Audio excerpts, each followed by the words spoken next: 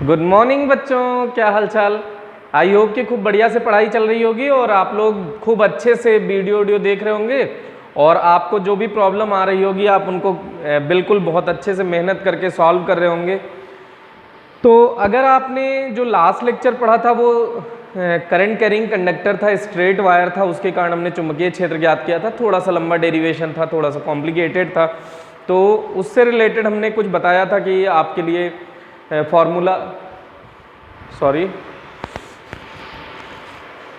तो उससे रिलेटेड कुछ फॉर्मूले इंपॉर्टेंट थे। लेकिन जैसे मान लीजिए हमने एक चर्चा की थी कि अगर ऐसा है कुछ और इसमें करंट जा रही है बेटा, तो इस बिंदु पर, ये इस हेडिंग से रिलेटेड नहीं है, पहले आपको हम समझा दे रहे हैं कि हमने कहा था इससे रिलेटेड न्यूमेरिकल इंपॉर्टेंट होते हैं।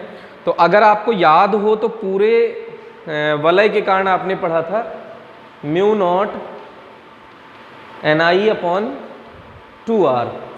क्या था बेटा formula? Mu naught NI upon 2R। तो ये फॉर्मूला था। अब इस बिंदु पर चुंबकीय क्षेत्र आपसे पूछेगा, चुंबकीय क्षेत्र कितना होगा और उसकी दिशा क्या होगी। तो मान लीजिए कि यहाँ पे 3 रॉड है, 3 पार्ट है इसका। एक तो ये सीधा तार है, उसके कारण यहाँ पर बताना पड़ेगा। एक ये वलय है, उसके कारण यहाँ बताना पड़ेगा, और सीधा तार है, उसके कारण यहाँ बताना पड़ेगा। तो यहाँ पर चुंबकीय क्षेत्र का मान आपको बताना पड़ेगा बेटा। तो इसको समझने की कोशिश करो कि हमने पढ़ा था, अगर आपको याद हो, हमने कहा था बहुत इंपॉर्टेंट है ये वाला, कि ये सीधा तार है, इसके इस बिंदु पर ये अक्षीय बिंदु होता था, चुंबकीय क्षेत्र 0 होता था। यहाँ भी चुंबकीय क्षेत्र 0, तार पर भी चुंबकीय क्षेत्र 0, इन सभी बिंदुओं पर चुंबकीय क्षेत्र 0 होता था। अगर ये कोई धारावाही चालक तार है तो ये उसकी सीध में जितने बिंदु आएंगे इन सभी बिंदुओं पर चुंबकीय क्षेत्र 0 होगा। तो आप देखो ये वाला तार है, उसके कारण यहाँ पर चुंबकीय क्षेत्र 0 होगा कि नहीं होगा? होगा ना भाई।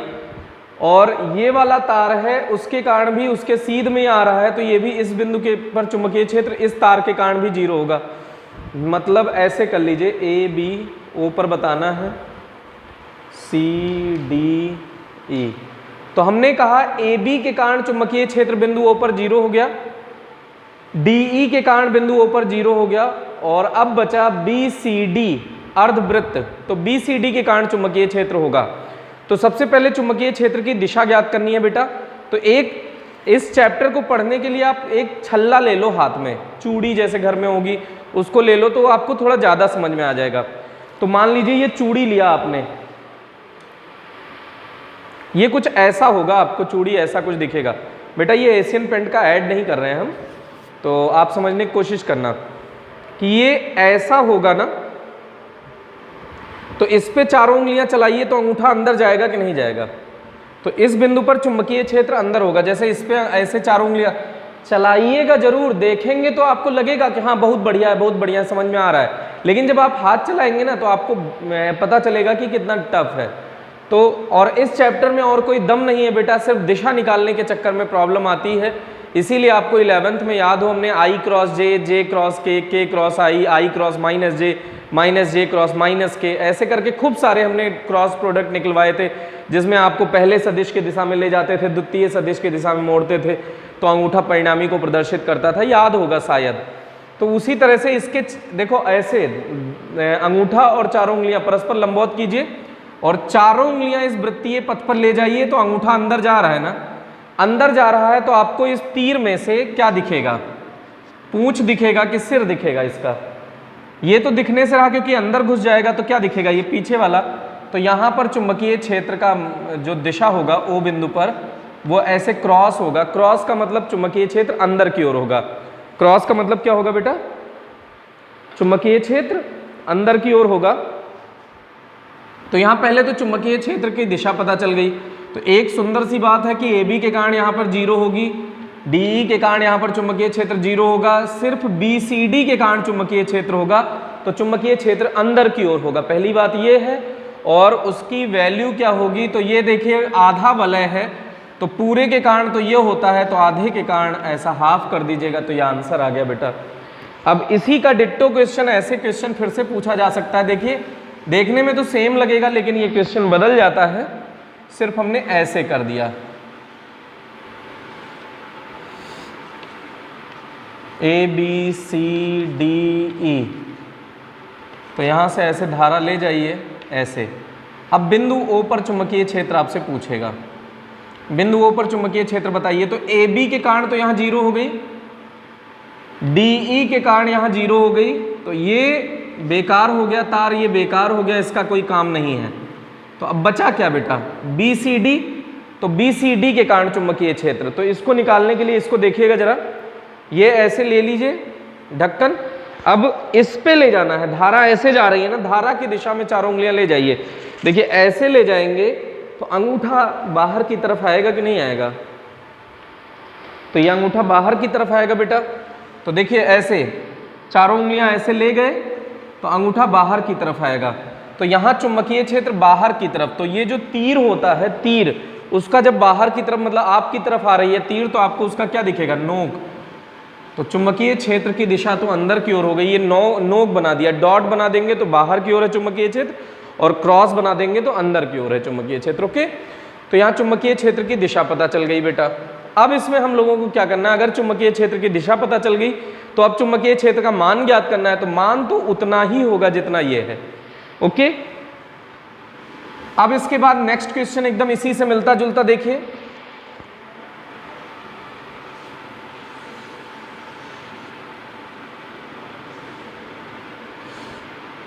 ये इसके केंद्र बिंदु पर अभी भी चुंबकीय क्षेत्र आपको बताना है, तो फॉर्मूला तो यही होता है mu naught NI upon 2R। B केंद्र का फॉर्मूला ये होता है बेटा। लेकिन ये बात ध्यान दीजिएगा, यहाँ से I धारा जा रही है, यहाँ से I धारा जा रही है, तो अब इस वलय के कारण चुंबकीय क्षेत्र बताना है, मान और दिशा केंद्र पर O पर। तो देखने से लगेगा कि इसके कारण यहाँ 0 हो गया, इसके कारण यहाँ 0 हो गया, तो इस वृत्त के कारण यहाँ पर आ जाएगा कितना, mu naught NI upon 2R। लेकिन अगर ऐसा सोचते हैं तो ये गलत है बेटा, समझने की कोशिश करिएगा। पहला क्वेश्चन, क्या दोनों का प्रतिरोध बराबर है, किसका, ये वाला जो चालक तार लगा हुआ है और ये वाला चालक तार लगा हुआ है, ये दोनों का प्रतिरोध अगर समान है तो इसमें धारा बराबर बराबर जाएगी बेटा। तो यहां से धारा कितनी जाएगी, I/2। तो सबसे पहले जो यहाँ I होगा वो I नहीं होगा, I/2 होगा, पहली बात। और दूसरी बात, ये धारा इधर से भी ऐसे जाएगी I/2। इतना समझ में आ ही गया होगा आपको। अब ये तो समझ में आ गया होगा कि इस चालक तार के शीर्ष पर स्थित है, मतलब उसके अक्षीय स्थिति में स्थित है, तो वहां तो उसके कारण 0 होगा, इसके कारण भी यहाँ 0 होगा। तो अब बचेगा किसके कारण बेटा, इस वलय के हाफ वृत्त के कारण और इस हाफ वृत्त के कारण बचेगा। तो इस हाफ वृत्त के कारण चुंबकीय क्षेत्र इस बिंदु पर निकालो। तो देखो ऐसे ले जाइए चारों उंगलियां, अंगूठा किधर जा रहा है, अंदर की ओर। तो ABCDEF,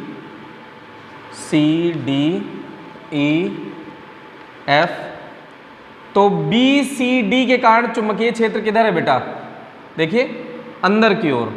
तो यहां पे क्रॉस बना दिया, कितना, mu naught NI upon 2R, लेकिन I कितना होगा, I/2, और ये आधा होगा क्योंकि ये तो पूरे के कारण है। ऐसे ही इसके कारण देखो, ऐसे करेंगे तो उंगली अंगूठा बाहर की ओर आएगा, तो इसका मतलब है चुंबकीय क्षेत्र इस बिंदु पर डॉट होगा। तो एक बात समझिए, जितना इसके कारण आप अंदर की ओर निकालेंगे उतना इसके कारण बाहर की ओर, तो नेट रिजल्ट क्या आएगा, 0। क्या जाएगा बेटा, नेट रिजल्ट 0, क्योंकि इसके कारण इसने अंदर की ओर जितना चुंबकीय क्षेत्र बनाया, चुंबकीय क्षेत्र सदिश राशि है, तो इसने अंदर की ओर जितना चुंबकीय क्षेत्र बनाया, इसने बाहर की ओर भी उतना ही चुंबकीय क्षेत्र बना दिया। तो इस वलय के कारण भी चुंबकीय क्षेत्र क्या आ जाएगा, 0। तो इसका नेट रिजल्ट क्या हो जाएगा, O बिंदु पर, तो B at O 0। ये समझ में आया, इसके कारण 0, इसके कारण 0 और इस पूरे वलय के कारण भी 0। क्यों, I/2 धारा ऊपर से गई तो उसने अंदर की ओर चुंबकीय क्षेत्र बनाया, I/2 धारा नीचे की ओर आई तो उसने बाहर की ओर चुंबकीय क्षेत्र बनाया, तो दोनों ने मिलकर चुंबकीय क्षेत्र निरस्त कर दिया। तो इसका भी नेट रिजल्ट क्या आएगा, 0, क्योंकि बाहर और अंदर की ओर है बेटा। तो इस तरह से ये न्यूमेरिकल इंटरेस्टिंग होते हैं, थोड़े से अच्छे न्यूमेरिकल माने जाते हैं। अब अगर इसमें IIT होती तो इसमें क्वेश्चन ये बदल देता कि इसका प्रतिरोध और इसका प्रतिरोध अलग अलग है, तो जब प्रतिरोध अलग अलग होगा तो बेटा धारा अलग अलग जाएगी। अगर धारा अलग अलग जाएगी तो अब सोचो, अगर इसमें ज़्यादा धारा गई तो चुंबकीय क्षेत्र ज़्यादा होगा इसका, और इसमें कम धारा गई तो चुंबकीय क्षेत्र कम होगा।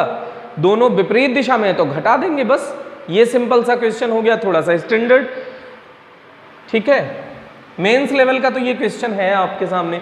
एडवांस लेवल की बात कर रहे हैं कि अगर उसमें ये थोड़ा सा वेरिएशन कर दिया जाए तो इस तरह से आपने देखा कि कुछ चुंबकीय क्षेत्र हमने ज्ञात किया। अब हम लोग आगे डिस्कशन करने जा रहे हैं किसी धारावाही वृत्ताकार लूप के कारण अक्षीय बिंदु पर स्थित किसी बायो-सावर्ट के नियम से की सहायता से क्या निकालने जा रहे हैं, चुंबकीय क्षेत्र। तो ये सबसे कॉम्प्लिकेटेड डायग्राम बनेगा बेटा समझने के पॉइंट ऑफ व्यू से। समझना इसमें सबसे मुश्किल है बेटा। जैसे ये कोई धारावाही लूप है, तो इसको सबसे पहले छोटे छोटे अल्पांशों में विभाजित कर देते हैं, dl dl dl।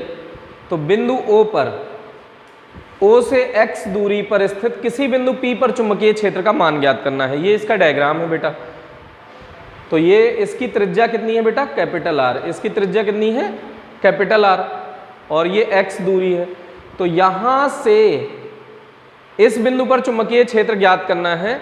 तो आप ऐसे समझिए, dl ये है, dl से उस बिंदु की दूरी।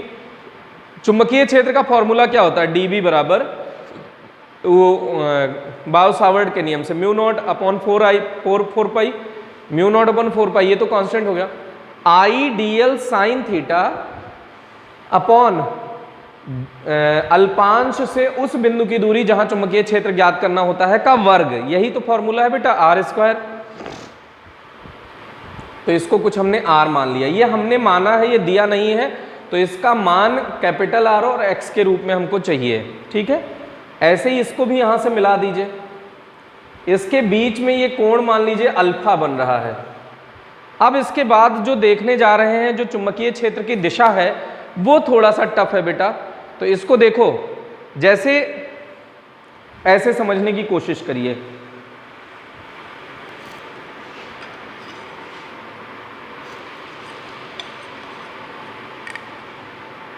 ये ऐसा आप देखिए, इसको समझिए। तो ये वलय है बेटा, ये वलय है। इसके कारण इस बिंदु पर अक्षीय x दूरी ये हो गई, इस बिंदु पर चुंबकीय क्षेत्र ज्ञात करना है। तो अब इसको समझने की कोशिश करिएगा, कैसे करेंगे। देखो, सबसे पहले तो dl, ये dl और r के मध्य का कोण आप देख के बताइए जल्दी से। dl और r के मध्य का कोण, आप अपने हाथ में एक वलय ले लीजिए, चूड़ी ले लीजिए, तभी आपको समझ में आएगा।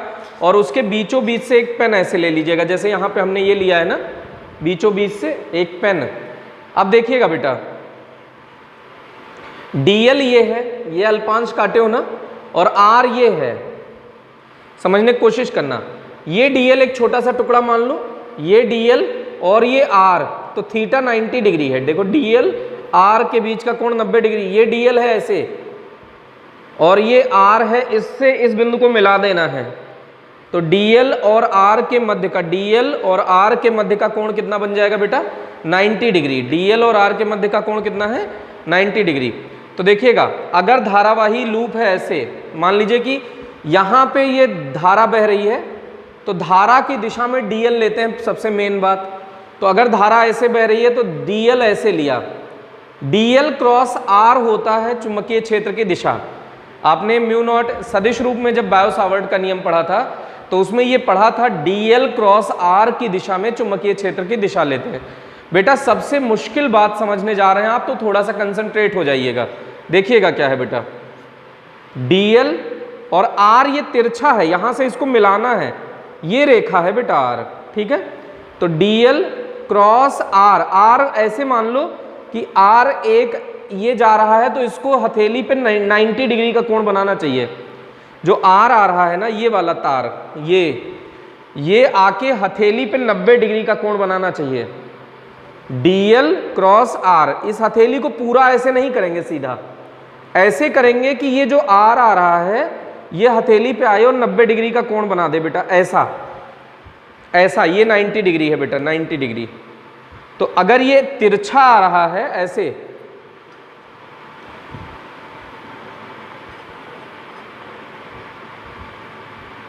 थोड़ा सा ये डंडा थोड़ा बड़ा हो रहा है, आपको उतना फीलिंग नहीं आ रहा होगा, पेन से देखिए थोड़ा हो सकता है ज़्यादा फील है। ये x मान लीजिए, ओके। अब यहाँ से इसको मिला दीजिए, तो ये ऐसे लाइन जा रही है ना, तो ये 90 डिग्री के कोण पर, तो DL R, ये देखिए R आएगा तो ऐसे ही तो हथेली पे 90 डिग्री, मतलब हम इसकी चर्चा कर रहे हैं। ये तो R होगा, केंद्र से ये बिंदु तो ऐसे हो जाएगा, तो ये देखिए ऐसे इतना, अब ये देखिए पेन 90 डिग्री बना रहा है ना, तो अब ये अंगूठा हो गया इधर, तो इस R पर ये 90 डिग्री का कोण बनना चाहिए बेटा, DL क्रॉस R, R उतना ही घुमाएंगे जहां पर ये इसके साथ हथेली पे 90 डिग्री का कोण बना ले, समझ रहे हैं ना। तो DL क्रॉस R 90 डिग्री, इधर चुंबकीय क्षेत्र इधर होगा।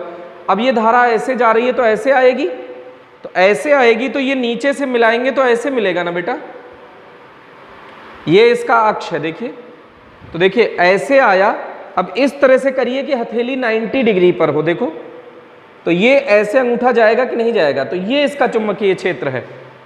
समझ गए होंगे आई होप। अगर थोड़ा सा कम समझ में आ रहा हो तो ऐसे ऐसे पेन पकड़ लीजिए, पेन का कैप ले लीजिए ऐसे।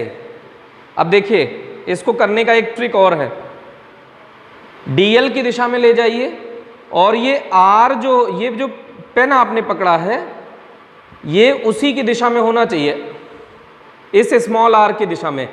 ये दोनों एक लाइन पे आ जाए तो अंगूठा चुंबकीय क्षेत्र को प्रदर्शित करेगा। देखिए DL क्रॉस R, R इतना घुमाना है कि ये पेन और चौक एक लाइन में आ जाए। देखिए तो चुंबकीय क्षेत्र यहाँ पर इस बिंदु पर बता रहे हैं चुंबकीय क्षेत्र ऐसा होगा, और ऐसे ले जाइए और यहाँ पे इतना घुमाइए तो DL ऐसे जाएगा ना बेटा, DL ऐसे जाएगा, ओके। तो अब इसको समझने की कोशिश करिएगा। अगर ये आप समझ चुके हों, थोड़ा सा मुश्किल है बेटा लेकिन समझने की कोशिश करिएगा। देखिए पहली बात, DL और R, DL और R के बीच का कोण 90 डिग्री है। तो बायो-सावर्ट के नियम से, अच्छा धारा इसमें बह रही है ये ध्यान दीजिएगा, बायो-सावर्ट के नियम से dB बराबर क्या होता है, μ0/4 पाई I DL sine theta upon R square. तो DL व R के मध्य, ये DL है बेटा, ये चित्र में देखने नहीं समझ में आएगा, ऐसे देखिए DL है, इस पे DL है और R ऐसे है, तो ये DL ये R, तो देखिए 90 डिग्री का कोण बन गया ना। तो DL और R के बीच का कोण 90 डिग्री है, तो DL व R के मध्य थीटा बराबर 90 डिग्री। तो देखिएगा dB बराबर क्या हो जाएगा बेटा, μ0 I DL साइन 90 की वैल्यू 1 हो गई 4 पाई R स्क्वायर, चूंकि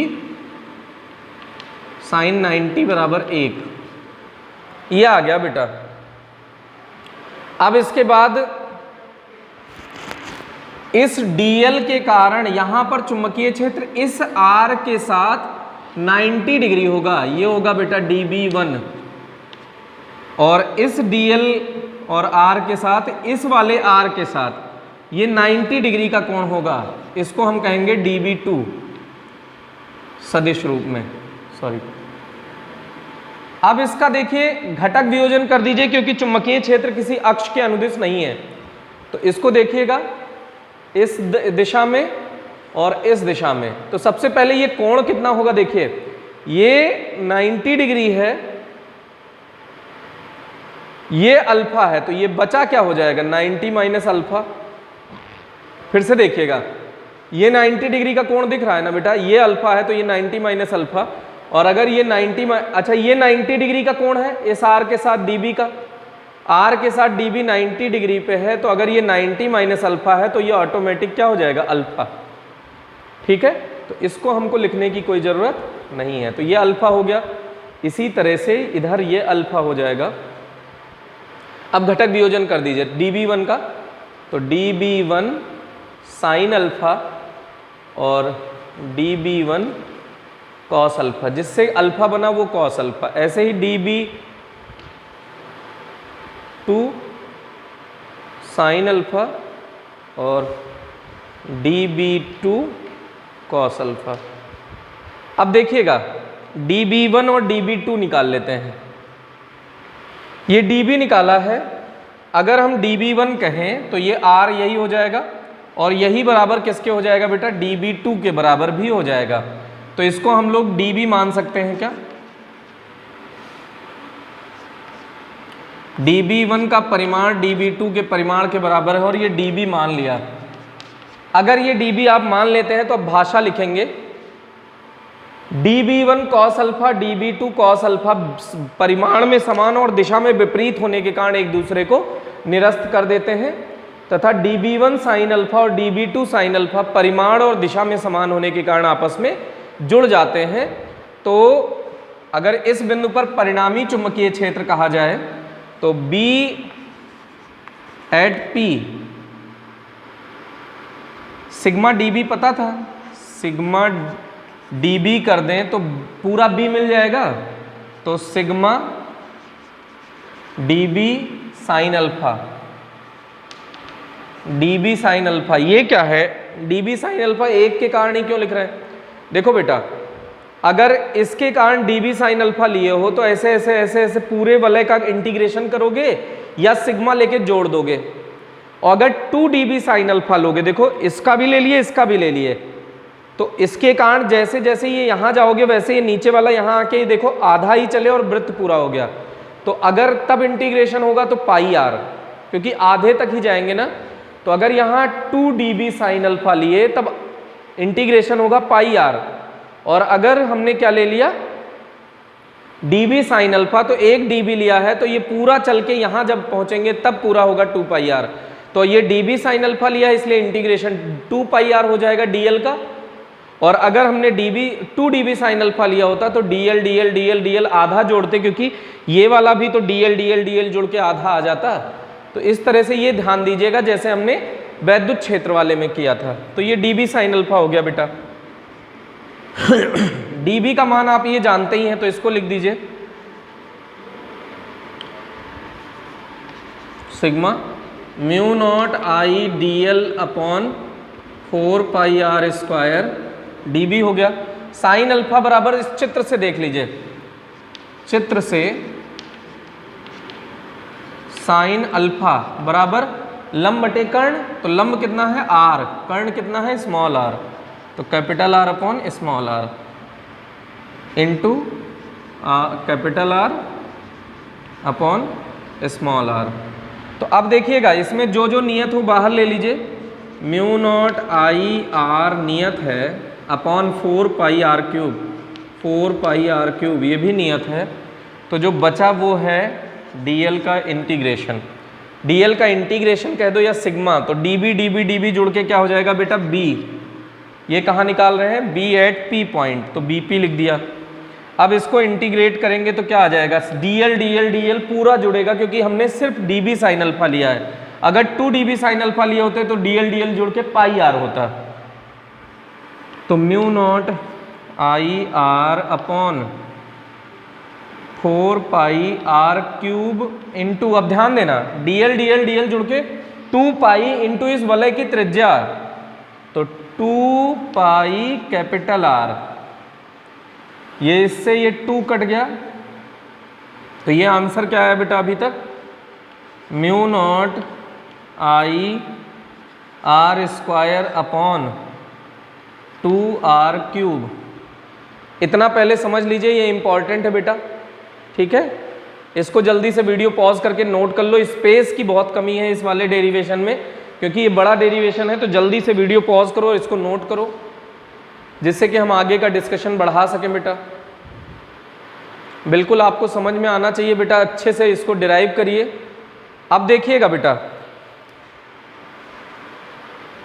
यहाँ पे थोड़ा सा हम लोग जगह यूज कर रहे हैं, तो ये देखिएगा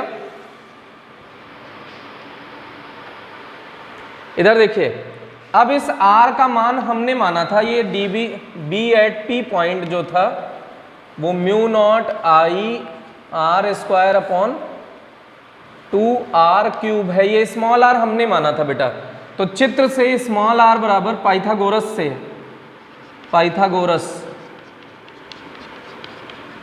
के नियम से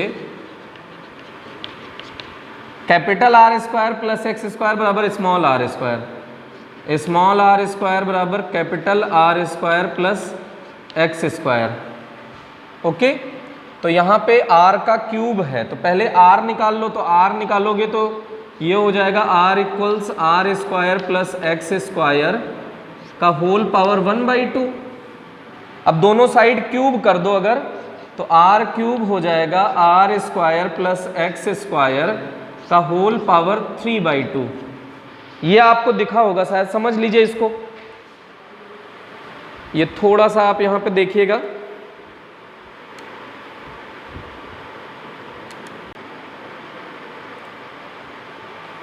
तो इसको देखिएगा बेटा, r क्यूब बराबर R square plus x square के होल पावर 3/2। ये पाइथागोरस से निकाला है बेटा, R square plus x square equals R square, तो R स्क्वायर से उधर स्क्वायर उधर भेजोगे तो रूट हो जाएगा। अब रूट, लेकिन ये क्यूब चाहिए हमको, देखिए यहाँ फॉर्मूले में, तो क्यूब दोनों साइड कर दिया, तो ये फॉर्मूला क्या बन जाएगा बेटा, म्यू नॉट आई capital R square upon 2 into R के जगह पे R square plus x square का होल पावर 3/2। अब इसको समझने की कोशिश करिएगा, इस R को, अगर ये तो चुंबकीय क्षेत्र मिल गया, अगर फेरों की संख्या n हो तो Bp इक्वल्स हो जाएगा mu naught NI R square upon 2 into R square plus x square का होल पावर 3/2। ये पहला फॉर्मूला आपका तैयार हुआ। अब ये फॉर्मूला अगर आपने तैयार कर लिया तो इसको इरेज कर रहे हैं बेटा, वीडियो पॉज करके नोट कर लेना। अगर आपने ये तैयार कर लिया तो इसके बाद देखिएगा, अब हम लोग विभिन्न स्थितियां पढ़ने जा रहे हैं। विभिन्न स्थितियां। स्थिति फर्स्ट, जब चुंबकीय क्षेत्र बिंदु O पर ज्ञात करना हो, तो जब केंद्र पर चुंबकीय क्षेत्र, केंद्र पर चुंबकीय क्षेत्र के लिए x का मान 0 रख दो, x को घटाते घटाते 0 ले आओ तो यहां पहुंच जाएंगे ना, x बराबर 0 रखो तो B एट O पता चल जाएगा, mu naught NI R square upon 2 R square plus 0 के होल पावर 3/2। तो इसको ऐसे लिख सकते हैं, mu naught NI R square upon 2 R square के होल पावर 3/2। तो ये 2 से 2 कैंसिल आउट हो गया, ये आया क्या, mu naught NI R square upon 2R cube. तो ये क्यूब से स्क्वायर कैंसिल आउट हो गया, तो यहाँ पे बचा क्या है वो देखिएगा, B at O point mu naught NI upon 2R। अभी यही तो हमने जो वलय के कारण निकाला था बेटा, यही चुंबकीय क्षेत्र तो निकाला था, तो वही देखिए आ गया। तो यहाँ पे इम्पॉर्टेंट है कि अगर ये वही आ गया तो इसका मतलब हमने जो कैलकुलेशन किया है वो सही किया है। इसको जल्दी से वीडियो पॉज करके नोट करिए तो हम लोग आगे बढ़ें। जल्दी से इसको नोट कर लीजिएगा बेटा, फिर उसके बाद हम लोग आगे बढ़ते हैं। तो स्थिति सेकंड देखते हैं बेटा कि ये x का मान बहुत अधिक हो अगर इस r की तुलना में, मतलब ये दूरी बहुत ज़्यादा हो, वलय बहुत छोटा हो। तो स्थिति सेकंड, ये मिटा रहे हैं बेटा, इसको नोट कर लेना। जब x is much greater than r, तो एक्स स्क्वायर और बहुत अधिक हो जाएगा r स्क्वायर से, तो r स्क्वायर नियरली इक्वल्स 0 इसी फॉर्मूले में।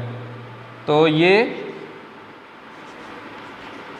B P पे ही बता रहे हैं, लेकिन ये बहुत आगे है P, तो mu naught N I R square upon 2 into R square plus x square, R square 0 रख दीजिए, तो एक्स स्क्वायर के होल पावर 3/2, तो 2 से 2 कैंसिल आउट हो गया, mu naught N I R square upon 2x cube, ये आ गया बेटा। तो इसको जल्दी से नोट कर लीजिएगा। फिर उसके बाद हम लोग थर्ड स्थिति पढ़ने जा रहे हैं, इसको इरेज कर रहे हैं बेटा। जब x एग्जैक्ट इक्वल्स r हो, सॉरी r/2 हो, x का मान कहाँ ले रहे हैं, r/2 पर, ये जितना इसकी त्रिज्या है उसके आधी दूरी पर।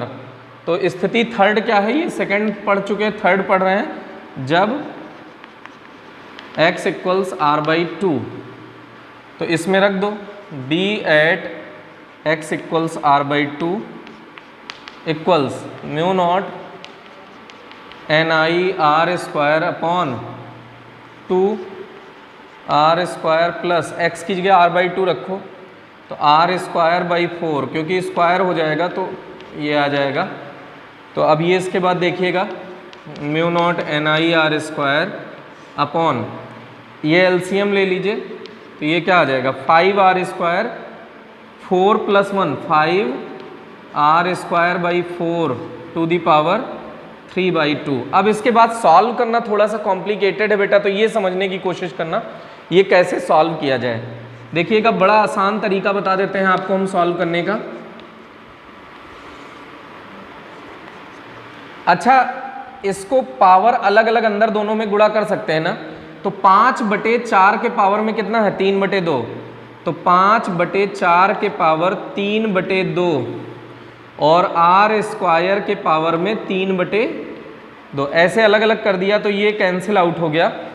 तो अब देखिएगा थोड़ा सा और सिंप्लीफाई करने जा रहे हैं, mu naught N I R square upon, समझने की कोशिश करना बेटा, 2 रहने दीजिए, 5/4 के पावर 3/2, 3/2 कैसे आया होगा बेटा, 1 + 1/2 ऐसे। तो अगर इसको हम ऐसे कर दें कि 5/4 के पावर 1 लिख दें और 5/4 के पावर 1/2 लिख दें, तो इसका मतलब आधार समान हो तो गुणा में घातें जुड़ती हैं, इतना आ जाएगा ना। उल्टा सोचिए, 3/2 को हमने ऐसे लिख दिया, अलग अलग कर दिया, अब देखिए आधार समान हो गया, 5/4 5/4, तो गुणा में घातें जुड़ गई, तो 1 + 1/2 3/2।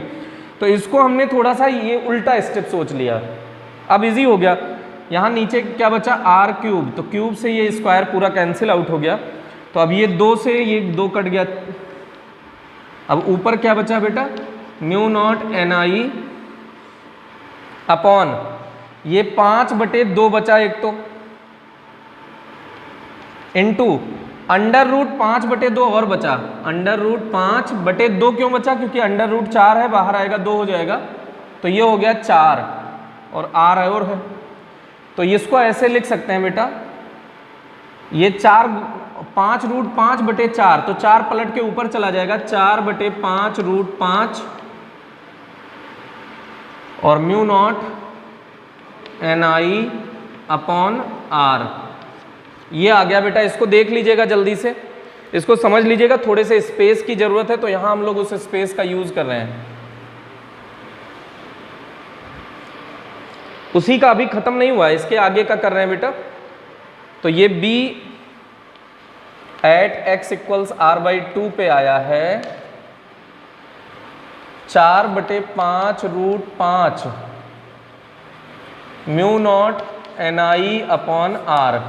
अगर केंद्र पर चुंबकीय क्षेत्र से तुलना करें, केंद्र पर चुंबकीय क्षेत्र से तुलना, अगर केंद्र पर चुंबकीय क्षेत्र से तुलना करें तो केंद्र पर होता है mu naught N I upon 2r, तो b at x equals r/2 equals 4/5√5 into, यहाँ 2r आ जाता तो अपना काम हो जाता, तो 2 से गुणा कर दीजिए और 2 से भाग कर दीजिए, mu naught N I upon 2r। तो इसको जब सॉल्व करेंगे बेटा, यहाँ साइड में लिख देते हैं, जब इसको सॉल्व करेंगे तो 8/5√5, तो इसको सॉल्व करेंगे तो b x इक्वल्स r/2 8/5√5 की वैल्यू होती है 0.72 और ये कितना है बेटा, केंद्र पर जितना चुंबकीय क्षेत्र था, तो इसको हम ऐसे लिख सकते हैं B केंद्र। तो B जब x इक्वल्स r/2 पर देखेंगे तो ये कितना आ जाएगा बेटा, 0.72 आ जाएगा। ओके, इसको जल्दी से वीडियो पॉज करके नोट करो बेटा, फिर हम लोग थोड़ा सा और चर्चा करते हैं उसके बाद। अब इसका हम लोग अगर ग्राफ ड्रॉ करें तो ग्राफ देख लीजिएगा। इरेज कर रहे हैं बेटा, थोड़ा सा हमको और ज़रूरत है, तो एक केस और करेंगे ग्राफ करने के बाद। तो इसके लिए ग्राफ बनाते हैं बेटा।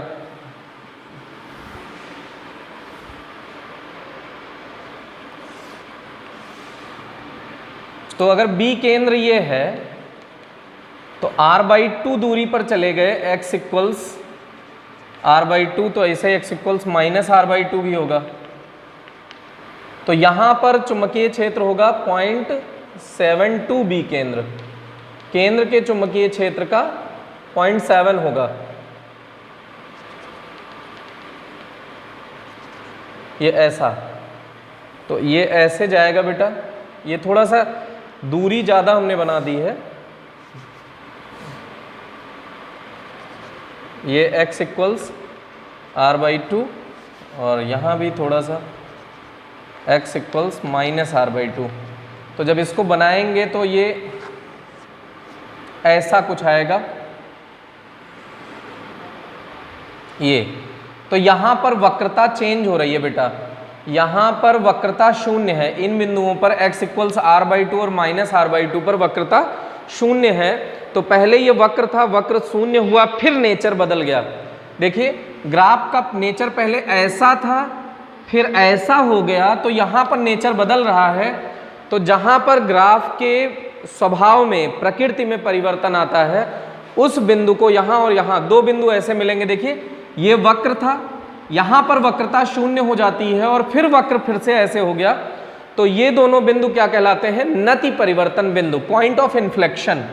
इस बिंदु को और इस बिंदु को, दोनों को क्या कहते हैं बेटा, पॉइंट ऑफ इन्फ्लेक्शन, नहीं inflection, point of inflection. Hindi में कहते हैं नति परिवर्तन बिंदु, नति परिवर्तन बिंदु। तो ये नति परिवर्तन बिंदु कौन से बिंदु होते हैं, वक्र के वे बिंदु जहां पर वक्र के स्वभाव में या प्रकृति में परिवर्तन आता है, उस बिंदु को क्या कहते हैं बेटा, नति परिवर्तन बिंदु। अब यहां पर वक्रता शून्य है, अगर इसे नाम दे दिया जाए कुछ P1 और P2, तो वक्र में P1 P2 पर वक्रता क्या हो जाती है, शून्य हो जाती है। तो यहां पर वक्रता ऐसी है, फिर वक्रता ऐसे बदल गई, तो वक्रता के चिन्ह में यहां परिवर्तन आया। यहां भी ऐसे वक्रता ऐसे है, फिर उल्टी हो गई वक्रता। देखिए अगर इसको घुमाएंगे तो गोला ऐसे बनेगा, इसको घुमाएंगे तो गोला ऐसे बनेगा। तो वक्रता में परिवर्तन आ रहा है ना, तो वक्रता के चिन्ह में परिवर्तन आ रहा है। तो ग्राफ पर स्थित वे बिंदु जहां पर वक्रता के चिन्ह में परिवर्तन होता है, ग्राफ पर स्थित वे बिंदु जहां पर वक्रता के चिन्ह में परिवर्तन होता है, नति परिवर्तन बिंदु कहलाते हैं। ग्राफ में P1 P2 नति परिवर्तन बिंदु हैं। ओके, अब एक और छोटे धारावाही चुंबक से अगर तुलना कर दिया जाए, इसमें आपके नोट्स में और ये सब लिखा है, अगर x का मान ग्रेटर देन r/2 हो, लेस देन r/2 हो, तो वो सब आगे यूज हो सकता है।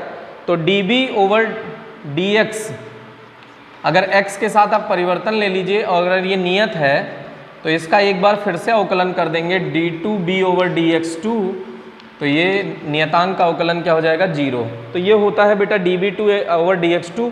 जिस बिंदु पर 0 होता है उसी बिंदु को क्या कहते हैं, नति परिवर्तन बिंदु। ओके, तो अब हम लोग छोटे धारावाही, छोटे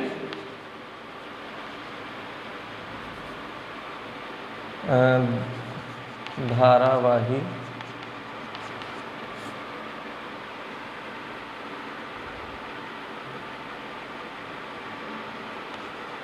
धारावाही लूप का छोटे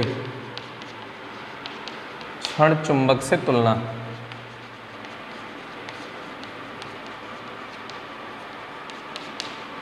छोटे क्षण चुंबक से तुलना कर ली जाए तो इसको आप देखिएगा क्या है।